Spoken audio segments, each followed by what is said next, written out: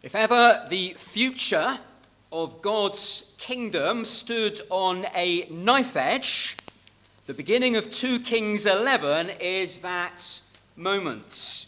A wicked woman named Athaliah gets almost within touching distance of bringing down the curtain on God's great plan and destroying all possibility of the Messiah being born.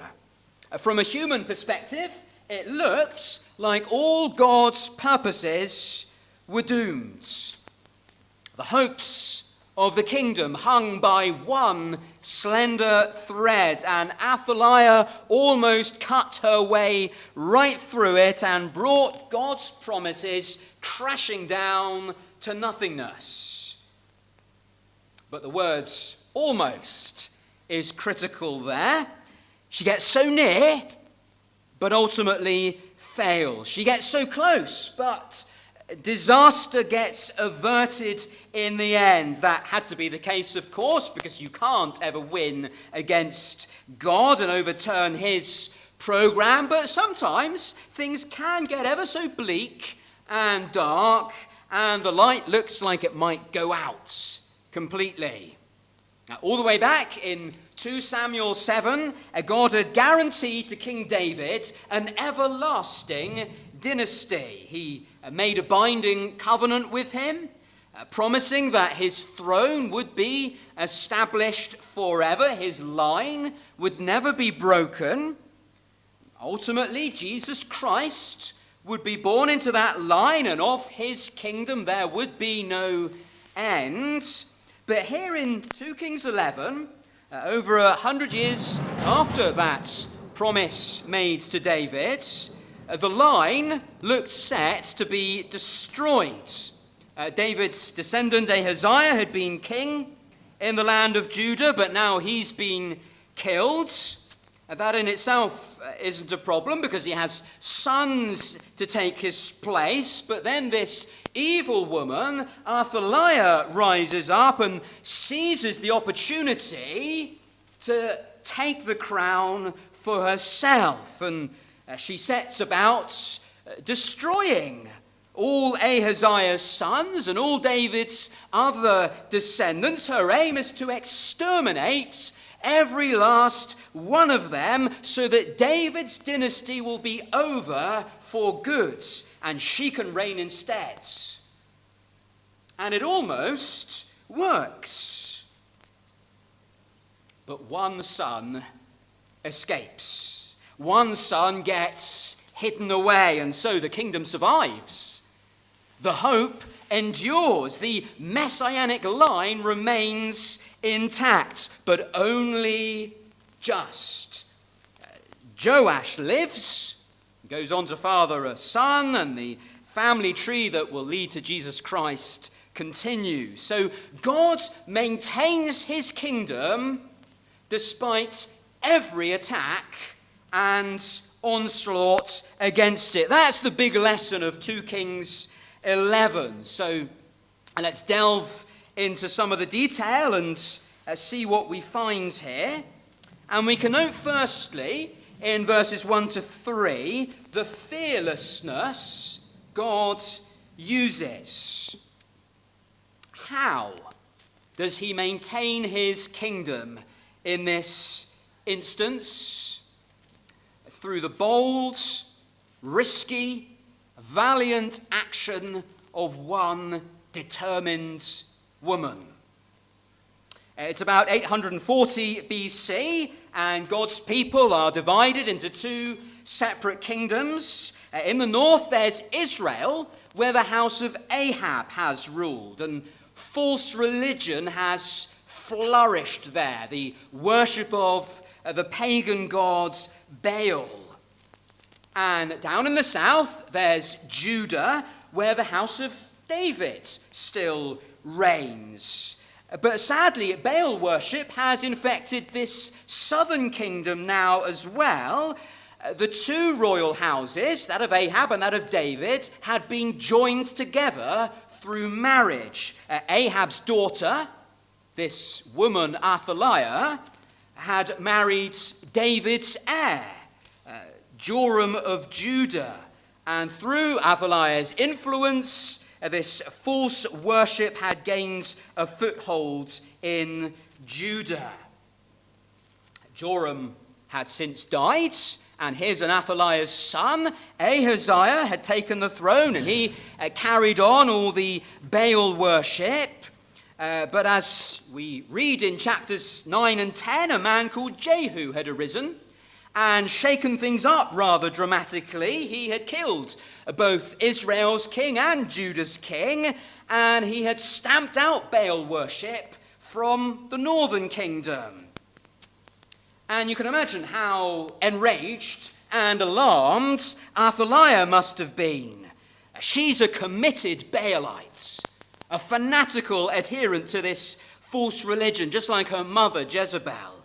But with Baalism now eradicated from the north, there's the risk it'll die out in Judah too, and that can't be allowed to happen. And so with her son Ahaziah now dead, she seizes power herself and sets to work eliminating all other claimants to the throne. She arose and destroyed all the royal family.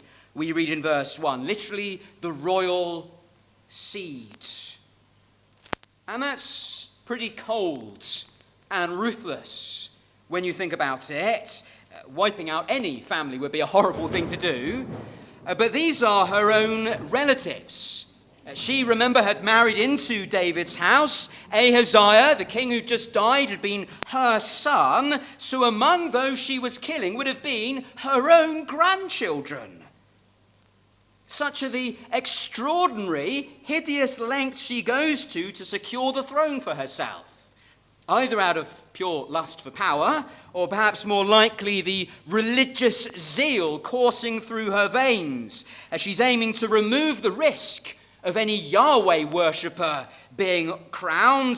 She wants to destroy as well the house that the Messiah was supposedly to come from, and she does succeed in gaining power as she reigns over the land.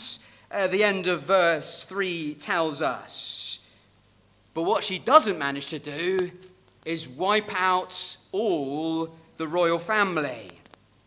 Another woman, a brave and noble one, puts pay to that. Enter Jehoshaphat, the dead king's sister, the daughter of Athaliah's husband, Joram, and so possibly even the daughter of Athaliah herself. And she takes one of the dead king's sons, who would have been her nephew, and puts him away in hiding. He's only a baby still at this point, this little Joash, and Jehoshaphat conceals him in a bedroom with a nurse. And it works. Athaliah doesn't manage to get her blood-soaked hands on this one. He stays hidden in the temple in the house of the Lord for 6 years. There in a secret chamber, out of sight from the rest of the world, but very much alive and well, lies the heir of King David and the only hope of all God's promises still coming true. And why is he there, safe and protected? How had he escaped the purge? Humanly speaking, it's all because of one gutsy woman, Jehoshaphat, boldly taking steps to thwart Athaliah and stop her fulfilling her wicked plan. And when you think about it, it was a very risky and audacious venture. Here is this violent, dangerous woman on a bloodthirsty rampage who seems to have no qualms about killing anyone, even her own kin, absolutely determined to secure the throne whatever the cost, and Jehoshaphat sets herself against her, daring to hide away, the one person left who can derail Athaliah's plan. What if the child had been discovered? What if Jehoshaphat had been spotted going to visit him? It must have been pretty difficult trying to keep a toddler hidden in the temple all those years, what with all the crying and noise and boisterousness that no doubt accompanied his growing up. If Athaliah had found out, it would almost certainly have meant the chop for Jehoshaphat. She was really laying her neck on the line, risking her own life and safety for the sake of this child and the kingdom of God. She demonstrates a fearless heroism, a fearlessness that God uses. Now, God didn't have to preserve his kingdom in such a way. He could have simply struck Athaliah dead supernaturally. But he chose to use this woman as his instrument. That's so often the way our God operates, not with mighty miracles, not with dramatic, wondrous displays of power, but through the quiet, gutsy faithfulness of his people. We're not told much about this Jehoshaphat. We've no reason to believe there was anything particularly remarkable about her. She just seems to be a very ordinary woman, but what she does is refuse to give in to evil. She dares to defy a most formidable woman. She resolutely chooses what's right over what's safe. And that's what faithfulness to the Lord will often involve.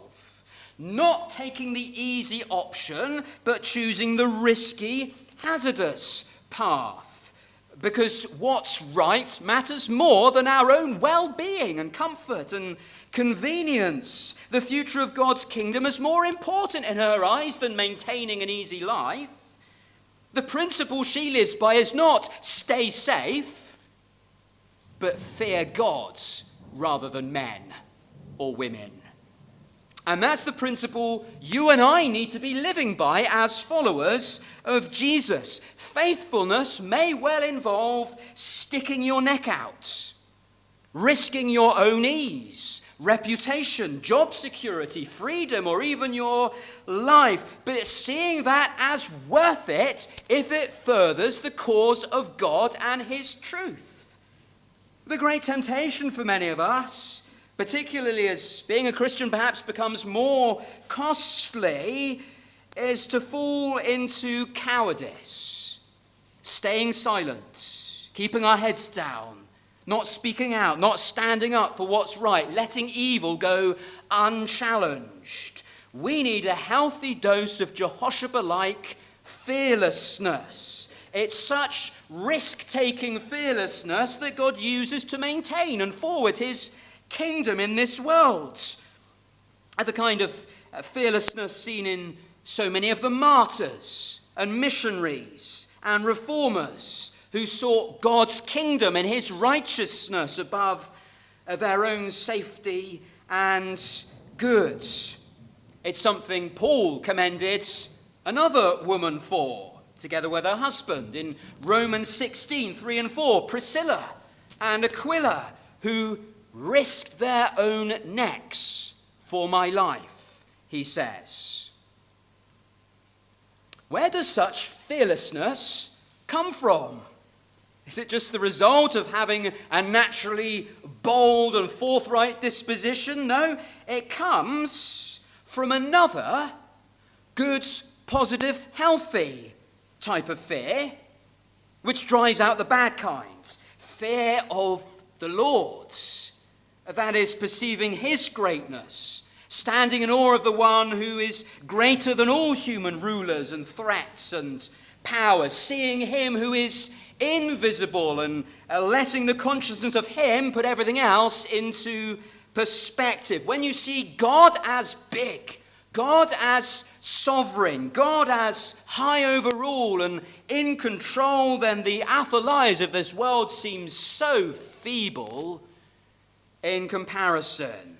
So keep the living God always in your vision. Let him be what dominates your horizon. And then, like Jehoshaphat, you can face the world and all its threats with a steady heart, with courage and boldness.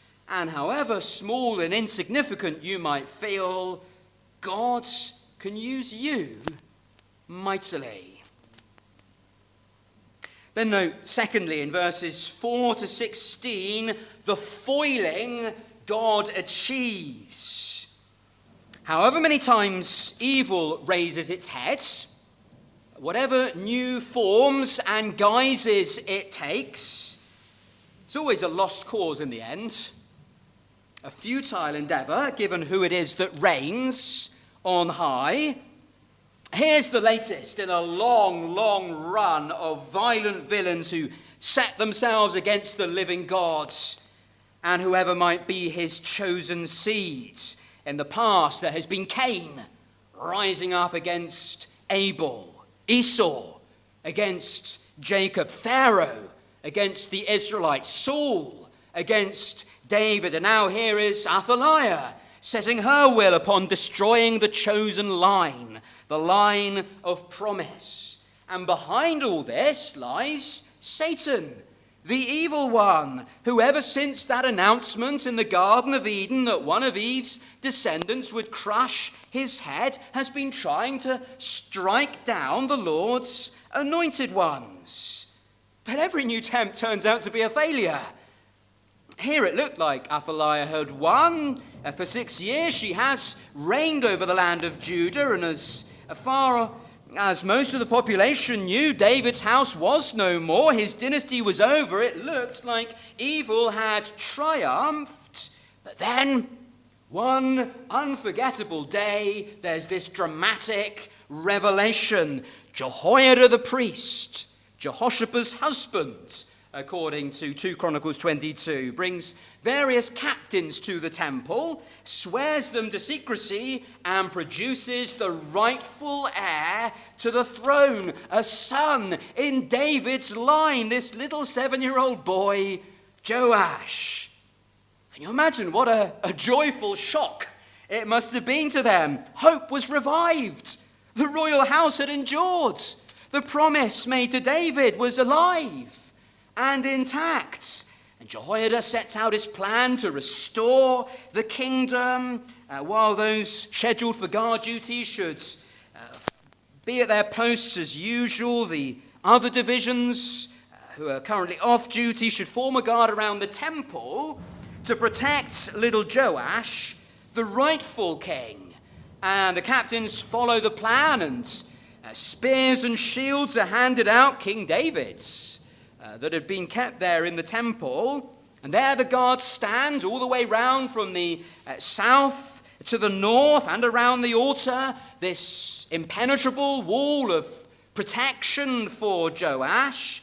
And then the little prince is brought out, the crown is put on his head, presumably quite heavy for him, and the testimony is put in his hand, that is a copy of God's law, and he's formally proclaimed as king. He's publicly anointed, and amidst the clapping goes up the cry, "Long live the king." The proper monarchy is restored at last.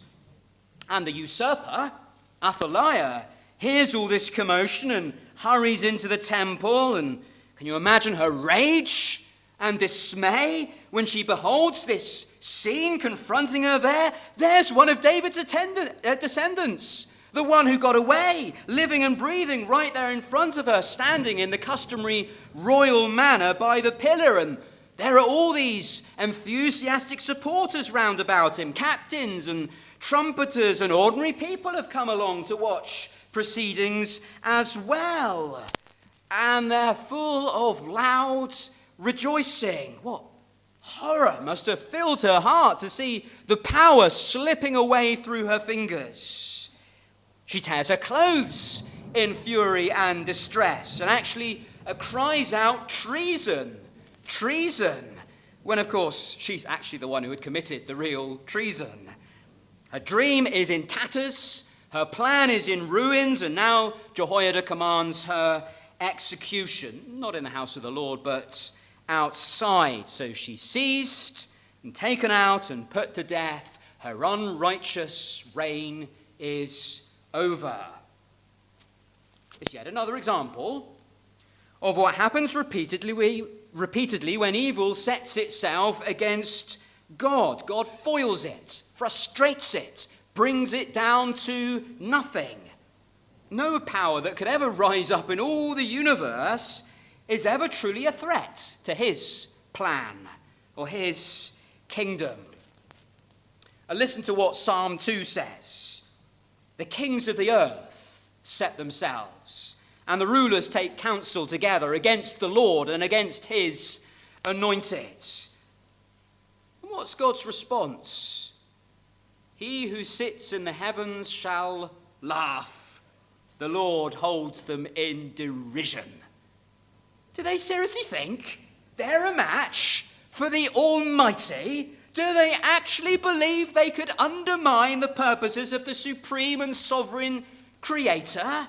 It's laughable. It's ludicrous. And what does God say? I have set my king on Zion, my holy hill. The Messiah's rule is sure and certain. No one can jeopardize the reign of God's Son. God has made his settled choice as to who it is that will rule all the ends of the earth. It's Jesus, his anointed one, the offspring of David. Athaliah wasn't able to stop that from coming true, nor can anyone. It's always inevitable, therefore, that such plans will flop and fail.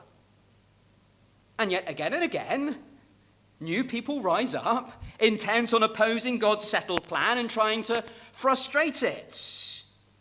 Satan's very persistent. He fails here with Athaliah, but he tries again later. With Haman, for example, in the book of Esther, who tries to wipe out all the Jews. And with Herod in the New Testament, who tries to wipe out the one-born king of the Jews. But it's always the same ending. These wicked schemes are foiled. No matter what evil may rise up against Christ and his people, no matter what the gates of hell may try to do, no matter what new plots are hatched to crush and destroy God's kingdom, it never, ever works. It would almost be comical if it weren't so horrible and serious. Like a theatrical villain who keeps leaping back up and trying again, no matter how many times he's knocked down and flattened and floored, never getting the message that he just can't win. So the devil and his servants never give up, though all that they do is in vain, ultimately. But here are these God-inspired stories given to reassure us the kingdom's safe, the plan's intact. Nothing can prevent the happy ending that God has purposed for David's son and his blood-ransomed people. Ours is the kingdom that cannot be destroyed, as Daniel 7:14 proclaims, a kingdom that cannot be shaken, as Hebrews 12:28 puts it. And what are you and I to do? We're to believe this. We're to trust that it is so, not losing our confidence that it will all work out in the end, that everything promised to us is assured, however bleak and thundery things may sometimes seem. The Athaliahs of this world may strut across the stage temporarily. Many antichrists will come. The New Testament warns us, and one final satanically empowered man of sin will arise, but their ignominious exit from the stage has already been written and cannot be avoided. Even the last false prophet and the devil himself will be overcome and cast in the end into the lake of fire. So please don't overestimate the power of evil and panic about it. Don't cower before it as though it might possibly win out in the end. Don't fret about the state the world's in and what might be done in the future by way of opposition to Christ and his church. David's greater son is now securely on the throne, and he's going to reign forever, whatever men may do. And our God merely has to say one word, call time on the wicked, and like Athaliah, their days of villainy are over. Like Joash during those 6 long years, the true king is there, just presently hidden from our physical eyes. But he is most definitely on the throne at the right hand of the Father, and it's in him, the risen and exalted Jesus, that our hope must be firmly staked that all will be well in the end. And note thirdly, in verses 17 to 21, the faithfulness God calls for. Athaliah is gone. Joash is crowned. But there's still something else that needs to be done. The stench of Baal worship needs to be purged from the land. So Jehoiada the priest now makes a solemn covenant between the Lord, the king, and the people. The people bindingly commit themselves to being the Lord's people, rejecting other gods and serving him alone. And vows are also made between Joash the new king, also called Jehoash, and his subjects. It's being established at the very beginning of his reign that this is not just a change of ruler. This is a return to true religion, to the exclusive worship of Yahweh, to obedience to God's law. It's a wholesale spiritual reformation. And the king is brought from the temple to the palace and takes his seat on the royal throne, a mere boy of 7 though he is. And there's rejoicing throughout the land. Peace is restored now that Athaliah's dead. It's the start of a new era for Judah, an era where faithfulness to the Lord is the official stated aim and intention.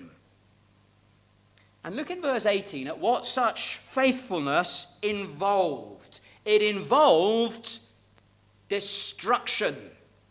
Destruction of all that was associated with the false god Baal.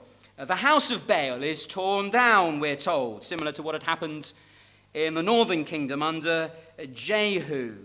And all his altars and images are smashed to smithereens. And the priest of Baal, one Matan, is executed. And the population as a whole is involved. This isn't just the new king or Jehoiada the priest or the leaders, but all the people of the land, we're told, play a part there at the start of the verse. And then faithful watchmen are put in place to guard the house of the Lord. So there weren't just positive promises made of right worship and obedience going forward. There was also this decisive rejection and destruction of what was evil. The relics of past corruption were not allowed to survive. And this illustrates what faithfulness to the Lord really entails. It involves a destructive element, the rooting out and forsaking of evil ways. If you're truly devoted to the Lord, that will show in the zealous putting to death of all that's offensive and obnoxious to him. There is a crucial negative side to Christian living, not just putting on what's good and lovely, but putting off what belongs to the past, a cutting out of what's ungodly and immoral. In the new covenant that we're under as followers of Jesus, this isn't expressed in physical violence like the executions and desecrations of the Old Testament. We don't put people to death or even destroy physical structures. But we are under obligation to put to death wicked ways in our own hearts and lives. We're told in Colossians 3 verse 5, put to death whatever is earthly in you. And examples are given: sexual immorality, impurity, passion, evil desire, and covetousness, which is idolatry. You have Romans 8 verse 13, similarly speaking of putting to death, mortifying the deeds of the body by the Spirit.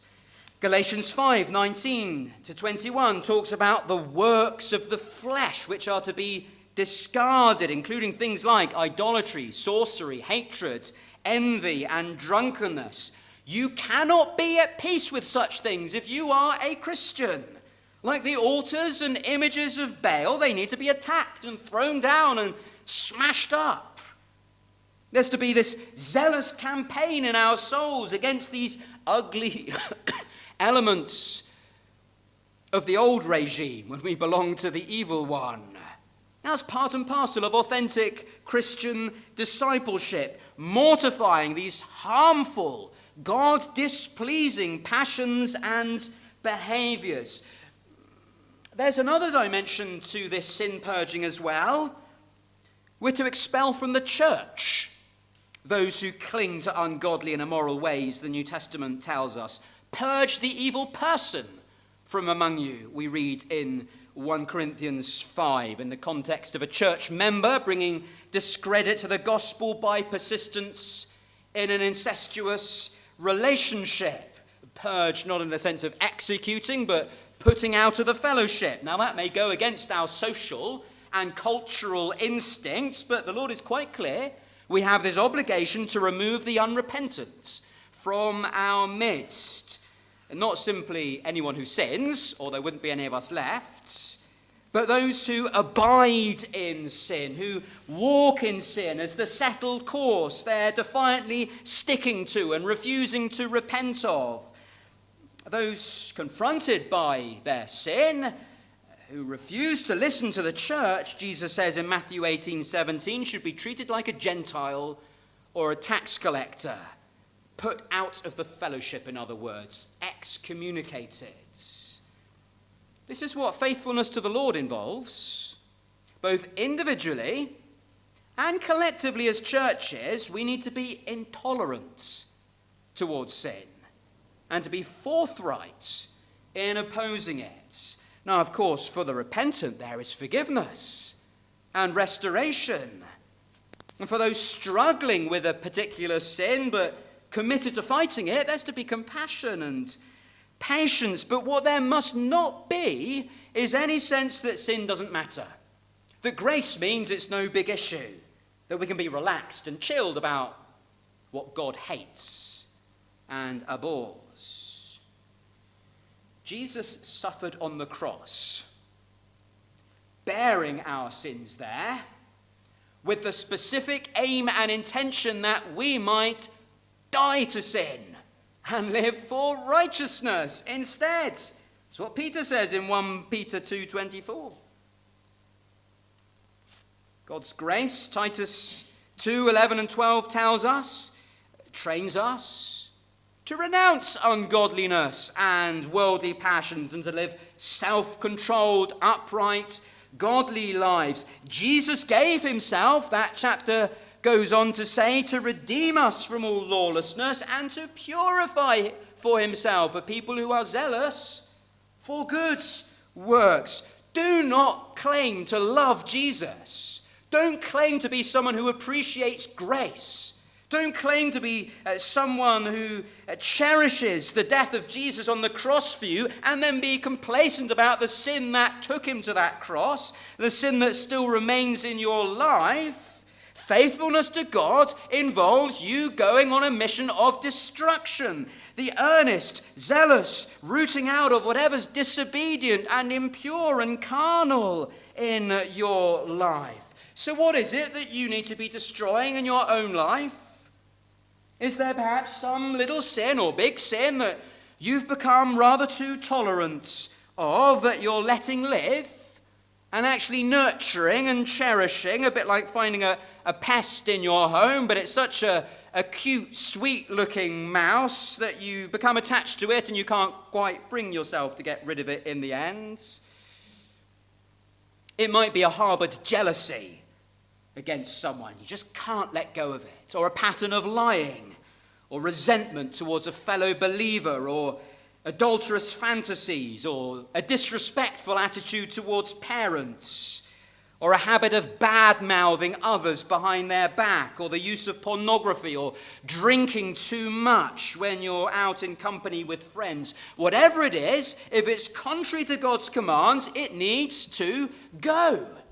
Its fate is to be that of Baal's temple here in Judah. We need to get our spiritual hammers and mallets out, as it were, and do violence to the sin that we haven't yet relinquished. Devotion to Christ involves committing ourselves to obedience. If you love me, Jesus says, you will keep my commandments. Faithfulness involves destroying the works of evil. So here in this chapter, we have another record of God maintaining his kingdom, overcoming all that stands against it. The line of David is preserved. The messianic hope survives. And we know, don't we, what happened some 8 centuries later? Jesus Christ arrived. Ironically, an actual blood descendant of Athaliah through her son Ahaziah. But in spite of new versions of such enemies, King Herod, the Pharisees, corrupt elders, Judas Iscariot, nothing could stop Jesus Christ from establishing that long-promised eternal kingdom, not even death itself. For he burst victorious out of the tomb and lives on endlessly and reigns everlastingly. And you and I, hundreds of years later, if we put our faith in him, are going to share in his victory forever.